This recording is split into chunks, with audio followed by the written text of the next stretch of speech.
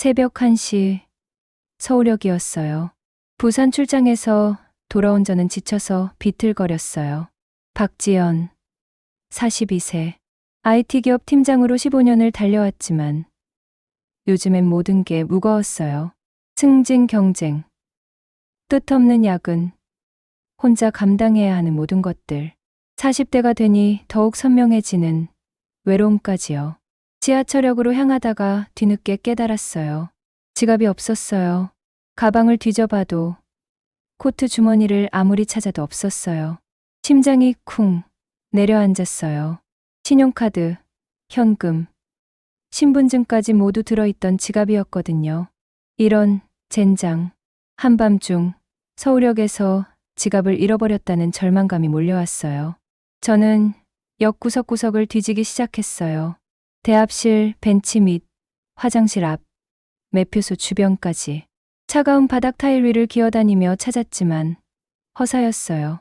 그때 역 한 구석에서 희미한 인형이 보였어요. 낡은 검은 외투를 입은 할머니 한 분이 웅크리고 앉아 계셨어요. 그런데 그 할머니 손에 든 것이 제 지갑이었어요. 어르신. 할머니가 화들짝 놀라며 고개를 드셨어요. 60대 후반으로 보이는 얼굴에는 깊은 주름이 패여 있었고 눈가에는 말할 수 없는 피로가 서려 있었어요. 그게 제 지갑인 것 같은데요. 아, 이거. 할머니가 지갑을 내밀었어요. 받아들고 확인해 보니 신용카드와 신분증은 그대로 있었지만 현금이 절반 가까이 사라져 있었어요. 15만 원 중에 6만 원만 남아 있었어요. 어르신, 돈이 없어졌는데요. 할머니의 얼굴이 하얗게 질렸어요. 손이 덜덜 떨리기 시작했어요. 미안해요. 정말 미안해요. 뭐가 미안하다는 거예요? 도둑질해놓고 분노가 치밀어 올랐어요. 하루 종일 출장으로 지쳤는데 이런 일까지 당해야 하나 싶었어요. 경찰서에 신고해야겠다고 생각하던 순간 할머니가 떨리는 목소리로 말씀하셨어요. 손녀 약값이 급했어요. 할머니의 손에는 구겨진 종이가 들려 있었어요. 약국 영수증이었어요. 8만 5천 원. 감기약이 아니라 심장약, 혈압약 같은 처방전 의약품들이었어요. 손녀가 아파서 병원비가 너무. 그 순간 할머니의 눈에서 눈물이 흘러내렸어요. 자존심도 변명도 없는 그냥 절망적인 눈물이었어요. 제 가슴 한구석이 묘하게 저려왔어요. 손녀가 몇 살인데요? 26. 대학에서 강의하던 애인데 할머니의 목소리가 잠겼어요. 대학에서 강의를. 그런 교수나 강사였을 텐데 왜 약값도 없을 정도로. 지금은 직장을 잃고 아파서 누워 있어요. 할머니의 어깨가 부르르 떨렸어요. 저는 복잡한 심정으로 할머니를 바라봤어요. 9만 원의 돈을 훔친 것은 분명 잘못이었어요. 하지만 그 이유를 들으니 마음이 무거워졌어요. 집이 어디세요? 왜요? 확인해보고 싶어서요. 할머니는 망설이다가 고개를 끄덕이셨어요. 저희는 새벽 버스를 타고 성북구의 한 골목으로 향했어요. 버스 안에서 할머니는 한마디도 하지 않으셨어요. 그저 창밖을 바라보며 한숨만 내쉬셨어요. 반지하 주택 앞에서 내렸을 때 곰팡내 섞인 습한 냄새가 코를 찔렀어요. 할머니가 녹슨 철문을 여시자 더욱 쿰쿰한 냄새가 밀려왔어요. 들어오세요. 좁은 원룸 같은 공간이었어요. 부엌과 거실이 한 곳에 있고 한쪽 구석에는 이불이 깔려 있었어요. 그 이불 위에 한 여자가 누워 있었어요. 할머니, 여자가 기침을 하며 몸을 일으켰어요. 할머니가 말씀하신 대로 20대 후반으로 보였지만 얼굴이 너무 창백했어요. 말라서 뼈만 앙상하게 드러나 보였어요. 할머니, 이분은 누구세요? 아, 지갑 주인이야. 그 순간 저는 벽에 걸린 흑백 사진을 발견했어요. 여러 사람이 함께 찍은 단체 사진이었는데 그중 한 사람의 얼굴이 묘하게 낯익었어요. 어르신. 이 사진은 옛날 직장 동료들이에요. 가까이 가서 자세히 보니 심장이 멎을 것 같았어요. 사진 속 한 남자가 우리 아버지였어요. 30년 전 젊은 아버지의 모습이 선명하게 보였어요. 혹시 박철민 씨 아세요? 할머니가 화들짝 놀라며 돌아보셨어요. 어떻게 철민이를? 제 아버지예요. 할머니의 얼굴이 하얗게 질렸어요. 저 역시 충격을 받았어요. 이 할머니와 우리 아버지 사이에 무슨 일이 있었던 걸까요? 그리고 왜 이 할머니는 이렇게 몰락한 걸까요? 내가 이상이에요. 할머니가 떨리는 목소리로 말씀하셨어요. 이상희? 그 이름을 어디서 들어본 것 같았어요. 그런데 여러분, 혹시 이런 경험 있으세요? 평생 모르고 지냈던 진실이 갑자기 내 앞에 나타날 때의 그 충격감? 그날 밤, 저는 30년간 숨겨진 비밀과 마주하게 되었어요. 집으로 돌아가는 새벽길, 저는 계속 이상이라는 이름을 되뇌었어요. 어디서 들어본 듯한 나지금이 가슴 한구석을 짓눌렀죠. 아버지가 가끔 술에 취해 중얼거리던 이름 같았지만 확신할 수는 없었어요. 새벽 4시가 넘어서야 우리 집 현관문을 열었어요. 거실에서 희미한 TV 소리가 들렸고 아버지가 소파에 앉아 계셨어요. 70대 중반의 연세에도 여전히 꼿꼿한 어깨를 가진 분이셨죠. 평생 건설 현장에서 일하며 우리 가족을 지켜오신 든든한 아버지. 하지만 그날 밤 저는 처음으로 아버지가 작아 보였어요. 지연아, 이제 들어와? 네. 부산 출장이 길어져서요. 그런데 이상했어요. 평소 같으면 고생 많았다며 제 짐을 받아주실 텐데. 오늘은 제 얼굴을 유심히 관찰하고 계셨어요. 마치 뭔가 다른 점을 찾으려는 것처럼요. 아버지, 저는 마음을 단단히 먹고 물었어요. 이상이라는 분 아세요? 그 순간 시간이 멈춘 것 같았어요. 아버지의 손에서 리모컨이 떨어져 바닥에 딸그락 소리를 냈어요. 30년간 아버지를 봐온 저였지만 이렇게 당황하시는 모습은 처음이었어요. 혈색이 좋던 얼굴이 순식간에 하얗게 변했죠. 왜? 갑자기 그런 걸. 오늘 우연히 만났거든요. 아버지를 안다고 하시던데. 아버지의 목젖이 크게 움직였어요. 뭔가 삼키기 힘든 말씀을 하려는 것 같았어요. 그 사람이 어떻게 지내던가? 지갑을 훔쳤어요. 순간 아버지가 벌떡 일어나셨어요. 그 모습에서 저는 묘한 감정을 읽었어요. 분노가 아니라 절망에 가까운 충격이었어요. 손녀 약값이 급하다고 하더라고요. 반지하에서 손녀와 살고 계시던데. 손녀? 아버지의 목소리가 갈라졌어요. 그 한마디에서 저는 확신했어요. 아버지는 이상의 할머니에 대해 생각보다 많은 걸 알고 계신다는 것을요. 아버지, 그분과 무슨 사연이 있으세요? 길고 무거운 침묵이 흘렀어요. 새벽 하늘이 점점 밝아오는 창밖을 바라보시며 아버지는 마치 30년 전으로 돌아가신 것 같았어요. 그 옆모습에서 저는 처음으로 아버지의 나이를 느꼈어요. 옛날 직장 동료였어. 단순한 대답이었지만 그 뒤에 숨겨진 이야기가 있다는 걸 직감적으로 알았어요. 하지만 더 이상 묻지 않았어요. 아버지에게도 말하고 싶지 않은 과거가 있을 수 있으니까요. 다음 날 저녁, 저는 다시 그 반지하를 찾았어요. 어젯밤의 충격이 가시지 않았고, 무엇보다 그 아픈 손녀가 자꾸 마음에 걸렸어요. 이상하게도 그들의 상황이 남의 일 같지 않았어요. 마치 제 가족의 아픈 과거를 보는 것 같은 기분이었어요. 또 오셨네요. 할머니가 문을 열며 말씀하셨을 때, 그 얼굴에는 어제보다 더 깊은 피로가 새겨져 있었어요. 손녀분은 좀 어때요? 별로. 나아지지 않아요. 들어가서 본 광경에 가슴이 먹먹해졌어요. 어제보다 상황이 더 악화되어 있었어요. 손녀는 열에 달아 얼굴이 빨갛게 달아올라 있었고 숨소리도 가쁘고 거칠었어요. 병원에 가야 하는 거 아니에요? 돈이 없어요. 그 한마디에서 절망의 깊이를 느꼈어요.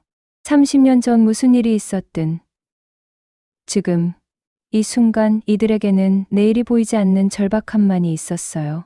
제가 도와드릴게요. 왜 그런 말이 입에서 나왔는지 저도 모르겠어요. 단순한 동정심인지, 아버지와의 연결고리 때문인지, 아니면 그냥 인간적인 측은지심인지. 하지만 그 순간 저는 확신했어요. 이 일에 개입해야 한다는 것을요. 병원 응급실에서 기다리는 동안 저는 할머니로부터 더 많은 이야기를 들었어요. 손녀 소영이 얼마나 똑똑하고 정의감이 강한 아이인지, 대학에서 시간 강사로 일하며 얼마나 열심히 살았는지요. 내부 고발 때문에 모든 걸 잃었어요. 할머니 목소리에 원망과 자부심이 동시에 묻어났어요. 옳은 일을 했는데 오히려 문제 교수로 몰렸죠. 그 이야기를 들으며 저는 뭉클해졌어요. 정의를 위해 모든 걸 걸었다가 오히려 희생양이 된 것이었어요. 그리고 그 과정에서 건강까지 잃어버린 것 같았어요.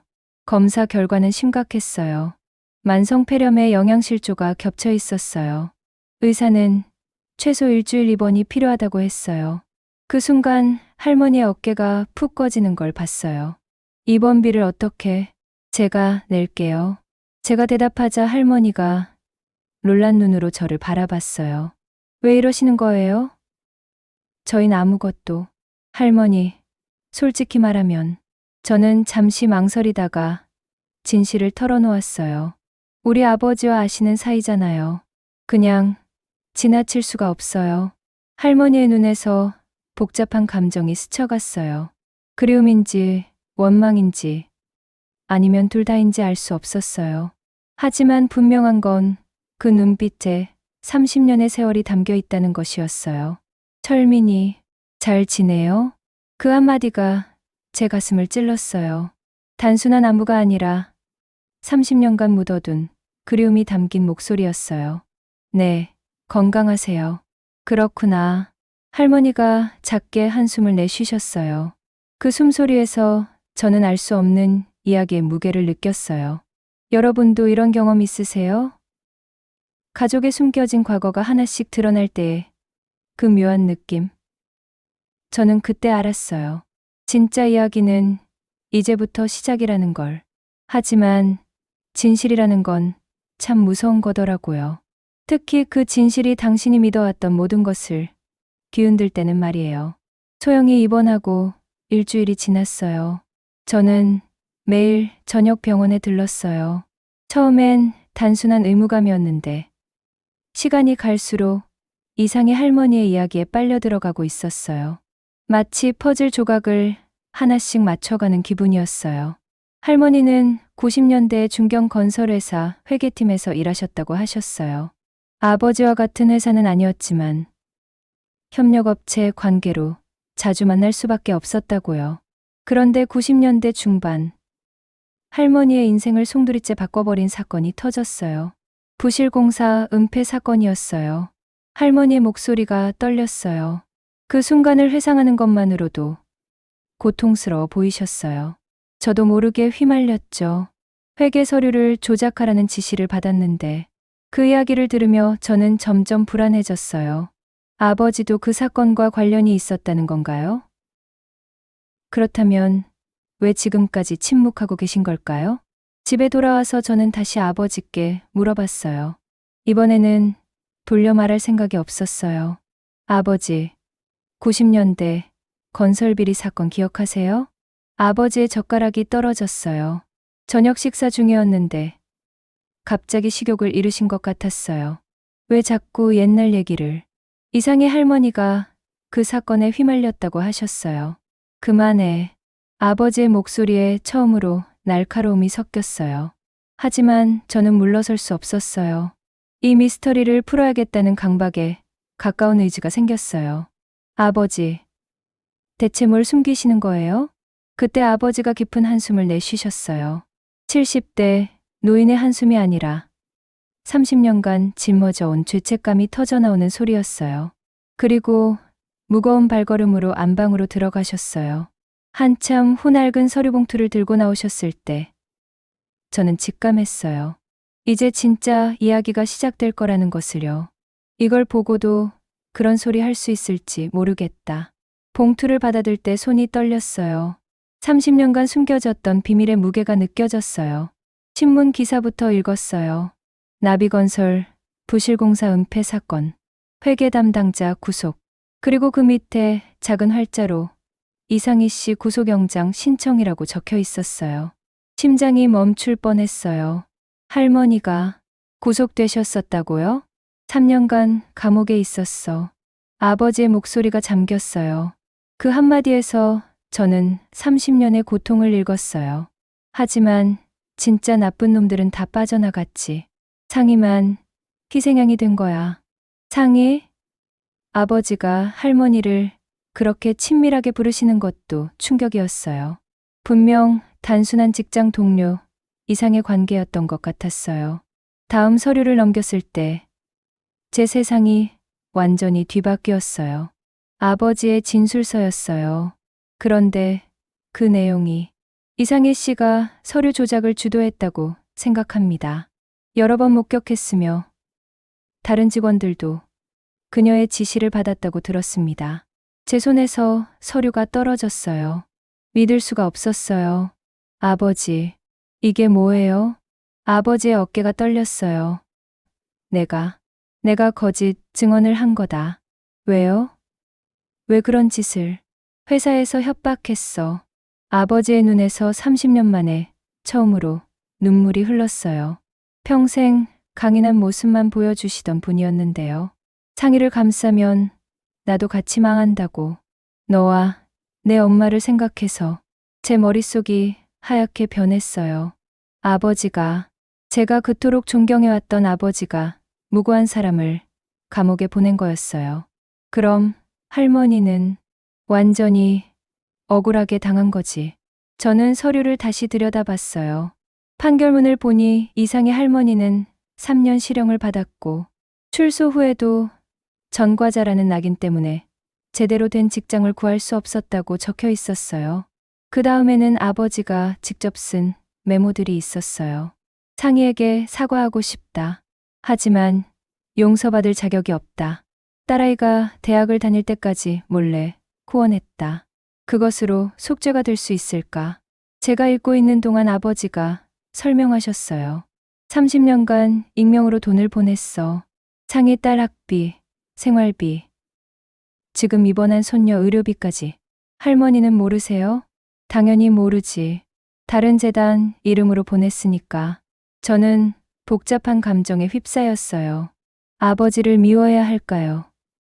이해해야 할까요? 30년간 후회하며 속죄하려 했던 마음을 어떻게 받아들여야 할까요? 하지만 한 가지는 분명했어요.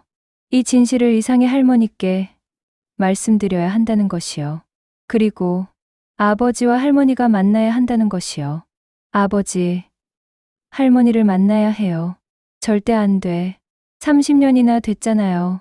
이제 진짜 사과할 때가 됐어요. 아버지가 고개를 저으셨지만 제 마음은 이미 결정됐어요. 30년간 묵혀온 이 상처를 치료할 때가 된 거예요. 더 이상 미룰 수 없었어요.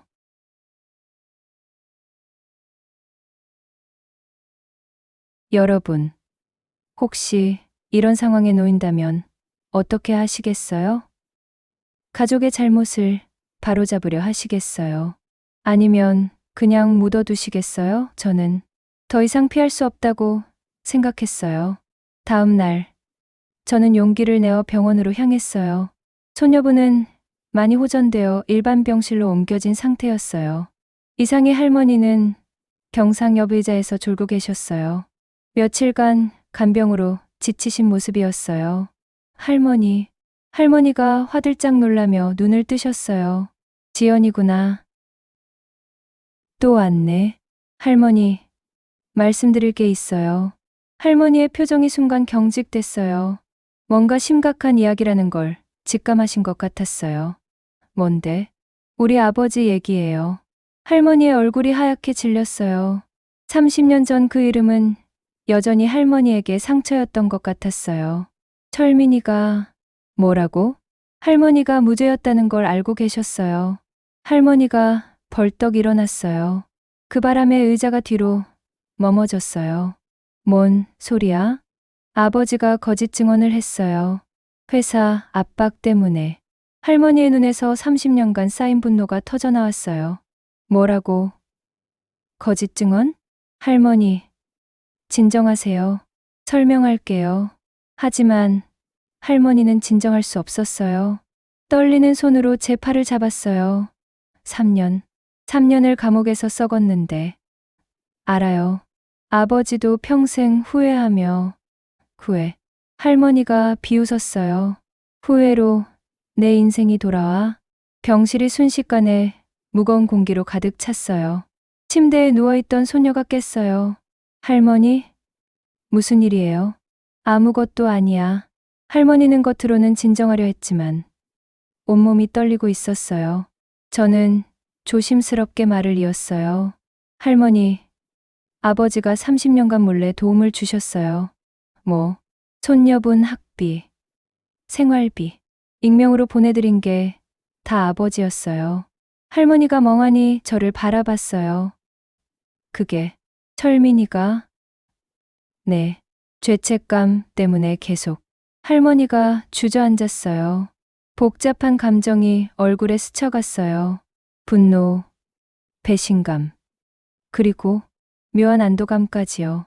그래서 어쩌라고? 할머니의 목소리가 차가웠어요. 돈으로 양심을 산 거야? 30년 늦은 시에? 그게 아니에요. 아버지가 정말 죄송해 하세요. 죄송하면 뭐해? 이미 다 끝났는데. 할머니가 창밖을 바라봤어요. 그 옆모습에서 말할 수 없는 슬픔이 느껴졌어요. 할머니, 침대에서 손녀가 약한 목소리로 불렀어요. 왜? 소영아? 그분이 도와주신 거라면 감사해야 하는 거 아니에요? 뭘 감사해? 제 잘못을 돈으로 해결하려 한 건데. 그래도 할머니, 저도 대학 다닐 수 있었고. 소영이 할머니의 손을 잡았어요. 할머니가 항상 그러셨잖아요. 원망보다는 감사함을 찾으라고. 할머니의 눈에서 눈물이 흘렀어요. 30년간 쌓인 분노가 손녀의 한마디에 흔들리고 있었어요. 그래도 만나보세요. 제가 조심스럽게 말했어요. 할머니와 아버지 모두 30년간 고통스러우셨잖아요. 절대 안 돼. 왜요? 그 사람 얼굴 보면 내가 뭘 할지 몰라. 할머니의 목소리에 여전히 분노가 남아 있었어요. 하지만 예전과는 달랐어요. 이제는 분노 속에 상처받은 마음이 더 크게 느껴졌어요. 그때 소영이 다시 말했어요. 할머니, 저 퇴원하면 다시 취업 준비해야 해요. 그래. 그런데 전과가 있는 할머니 손녀라는 이유로 계속 떨어져요. 할머니의 얼굴이 어두워졌어요. 미안하다. 소영아. 아니에요. 할머니 잘못이 아니잖아요. 소영이 저를 바라봤어요. 지연 언니, 그분이 정말 할머니에게 사과하고 싶어 하세요? 네. 정말요? 그럼 한 번만 만나보시죠. 할머니. 할머니가 긴 한숨을 내쉬었어요. 30년이나 지났는데 그래서 더 만나야 하는 거 아닐까요? 소영의 말에 할머니가 흔들렸어요. 저는 마지막으로 말했어요. 할머니, 이 일이 끝나지 않으면 소영 씨도 계속 힘들어 하실 거예요. 할머니가 저를 바라봤어요. 뭔 소리야? 전과자 할머니라는 낙인 때문에 취업도 어렵다고 하셨잖아요. 하지만 할머니가 무고하다는 게 밝혀지면 할머니의 눈빛이 달라졌어요. 그게 가능해? 아버지가 진실을 증언하신다면요. 그 순간 할머니와 소영의 눈이 마주쳤어요. 30년간 감춰왔던 희망이 다시 살아나고 있었어요. 여러분, 인생에서 가장 용기 있는 순간이 언제인지 아세요? 바로 과거의 잘못을 인정하고 진심으로 사과할 때예요. 그리고 그 사과를 받아들일 때예요. 일주일 후, 저는 아버지를 설득해서 병원으로 모셔왔어요. 아버지는 병원 로비에서 계속 망설이고 계셨어요. 정말 괜찮을까? 아버지, 이제 끝내야 해요. 30년 만에 아버지의 목소리가 떨렸어요. 저는 아버지의 팔을 잡고 엘리베이터에 올랐어요. 병실 앞에서 문을 두드렸어요. 들어오세요. 소영의 목소리였어요. 문을 열고 들어가니 이상의 할머니가 창가에 서 계셨어요. 뒷모습만 봐도 긴장하고 계신다는 게 느껴졌어요. 할머니, 왔어요. 할머니가 천천히 돌아섰어요. 그리고 아버지와 눈이 마주쳤어요. 30년의 세월이 흘렀지만 두 분은 서로를 알아보셨어요. 아버지의 얼굴이 창백해졌고 할머니의 손이 떨렸어요. 철민이, 상이야. 오랜 침묵이 흘렀어요. 병실 안의 공기가 무거웠어요. 소영이 불안한 듯 저희를 바라봤어요. 먼저 입을 연 건 아버지였어요. 미안하다. 간단한 두 글자였지만 그 안에는 30년의 죄책감이 담겨 있었어요. 미안하다고? 할머니의 목소리가 떨렸어요. 그걸로 끝이야? 뭐라고 더 해야 할지. 3년을 감옥에서 보냈어. 할머니의 목소리가 높아졌어요. 그동안 참아왔던 분노가 터져나오고 있었어요. 냉방도 안 되는 감방에서 여름을 났고 난방도 안 되는 곳에서 겨울을 견뎠어. 상이야. 출소 후에는 어디서도 받아주지 않았어. 전과자라는 이유로. 할머니가 울기 시작하셨어요. 30년간 억눌러왔던 감정들이 한꺼번에 쏟아져 나왔어요. 아버지도 눈물을 흘리셨어요. 정말 미안하다. 나도 30년간 고생했어. 당신이 뭔 고생을 했다고. 매일 밤 잠들 때마다 내 얼굴이 떠올랐어. 내가 저지른 짓이 얼마나 끔찍한 건지. 그래서 돈이라도 보냈어. 내 딸 학비, 생활비. 할머니가 멈칫했어요. 그게 정말 당신이? 미안하다. 정면으로 사과할 용기가 없었어. 그 순간 소영이 침대에서 일어났어요. 할머니가 손녀를 바라봤어요. 할머니, 그만하세요. 소영의 작은 목소리가 병실을 조용하게 만들었어요. 할머니가 저한테 항상 그러셨잖아요. 용서는 다른 사람을 위한 게 아니라 자기 자신을 위한 거라고. 할머니의 어깨가 떨렸어요. 소영아, 30년이면 충분히 긴 시간이에요. 이제 놓아주세요. 저는 그 순간을 지켜보며 가슴이 벅차올랐어요. 30년간 얽혀있던 원망과 죄책감이 하나의 순수한 마음으로 풀어지고 있었어요. 할머니와 아버지가 서서히 손을 맞잡았어요. 두 분 모두 울고 계셨어요. 상이야, 정말 미안했다. 철민아, 나도 너무 힘들었어. 저는 눈물이 글썽해지며 깨달았어요. 때로는 용서가 복수보다 더 큰 힘을 가진다는 것을요. 인생에서 가장 중요한 건 남을 위해 사는 게 아니라 내 마음의 평화였어요. 미움을 품고 사는 것보다 용서하고 사는 게 훨씬 행복해요. 그게 바로 진정한 내 행복이었거든요. 여러분도 마음속에 묻어둔 상처가 있다면 이제 놓아주세요. 그게 바로 여러분 자신을 위한 선택이에요. 여러분, 이 이야기가 감동적이셨나요? 만약 이 영상이 여러분께 조금이라도 도움이 되셨다면 좋아요와 구독 버튼을 눌러주세요. 그리고 댓글로 여러분만의 용서 이야기도 들려주세요.